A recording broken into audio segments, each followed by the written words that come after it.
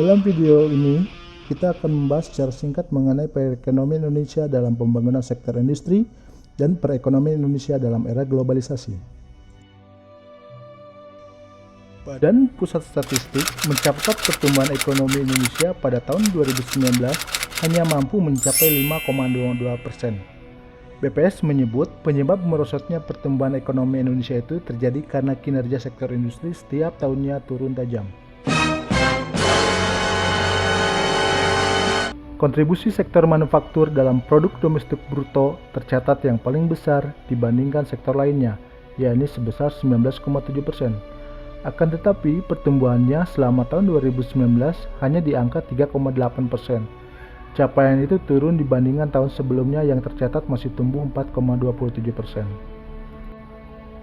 Sementara itu, pemerintah Indonesia mengakui perlambatan kinerja industri manufaktur tersebut.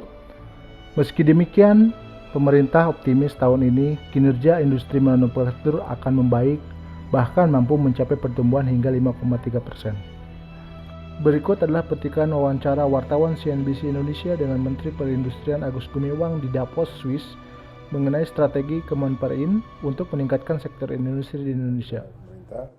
Yaitu kesiapan dari sumber daya manusia industri. Dan oleh sebab itu ada beberapa langkah yang telah dan akan diambil oleh pemerintah ya, agar supaya sektor industri yang akan berkembang itu bisa ditopang dengan sumber daya manusia industri yang memadai ya. Misalnya kita mempunyai program vokasi, kita punya program link and match.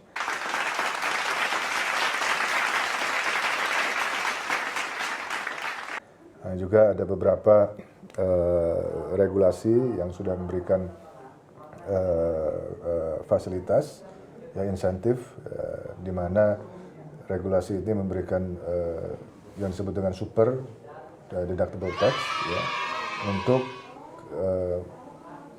menumbuhkan atau menciptakan sumber daya manusia yang siap ya untuk diserap oleh para industri. Nah, ini kita memberikan 200% tax deduction ya untuk para industri yang bisa melakukan kegiatan pendidikan, latihan dan vokasinya di Indonesia ya, agar program vokasi, program link and match untuk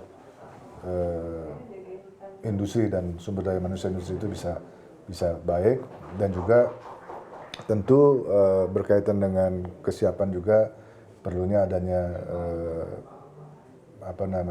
kegiatan R&D ya, research and development, di mana pemerintah telah memberikan fasilitas 300% super deductible tax ya untuk perusahaan-perusahaan yang membawa proses R&D-nya di Indonesia.